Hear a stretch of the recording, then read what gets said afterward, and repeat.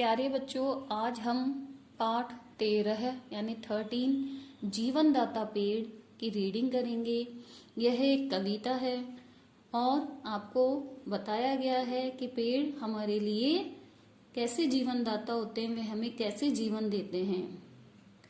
तूफानों से डरे नहीं, यह पेड़ हमें बतलाते हैं। पेड़ हमें क्या बतलाते हैं कि जैसे तूफान आता है, कितना तेज तूफान आता है, लेकिन पेड़ अपनी ही जगह पर रहते हैं।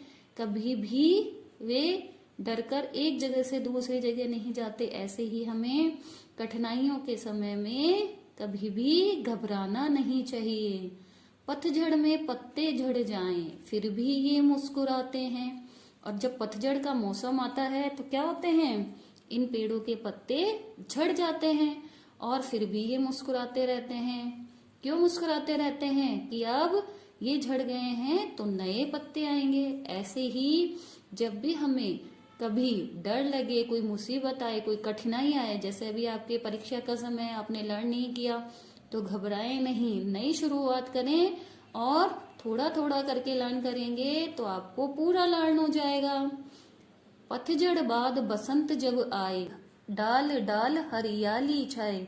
पतझड़ की ऋतु के बाद में कौन सी ऋतु आती है? बसंत की ऋतु। बसंत की ऋतु में क्या होता है, पेड़ों पे नए नए पत्ते आते हैं और जब नए नए पत्ते आते हैं तो चारों तरफ हरियाली छा जाती है। ढेरों फल इन पर लग जाएं, फिर भी ये झुक जाते हैं और इनके ऊपर फल भी आने लगते हैं, फूल भी आने लगते हैं और फलों के कारण ये क्या होते हैं, झुक जाते हैं। तो इसी तरह से हमें सब कुछ आए लेकिन हमें कभी किसी के साथ झगड़ा नहीं करना चाहिए कि मुझे तुमसे ज्यादा आता है, मैं इंटेलिजेंट हूँ, तुम मुझसे कम हो। बल्कि हमें उसे अगर कुछ समझ में नहीं आता है दूसरे बच्चे को तो समझाना चाहिए। हमारे जीवन दाता, इनसे जन्म जन्म का नाता। पेड़ क्या है? हमारे जीवन दाता यानी जीवन देने वाले। इनसे हमारे जन्म जन्म का नाता यानी संबंध, रिश्ता है। कैसे रिश्ता है? पेड़ों से ही हमें ऑक्सीजन मिलती है और ऑक्सीजन से ही हम जीवित रहते हैं, इसलिए पेड़ों से हमारा बहुत गहरा संबंध है।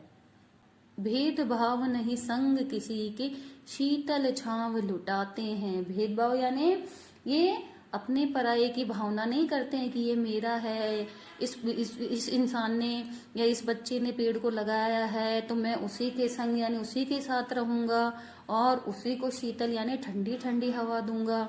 ऐसा ये किसी के साथ भी भेदभाव नहीं करते। ये सभी को अपनी ठंडी ठंडी छाया और हवा देते हैं। इसी तरह बच्चों मिलजुल कर रहना चाहिए, किसी के साथ भेदभाव नहीं करना चाहिए और अपना ज्ञान दूसरों को भी बांटना चाहिए। बच्चों, ये कुछ शब्द नीचे रेखा खींची हुई है पेंसिल से, ये आपको अपनी नोटबुक में लिखने हैं और इनका दोहरान करना है।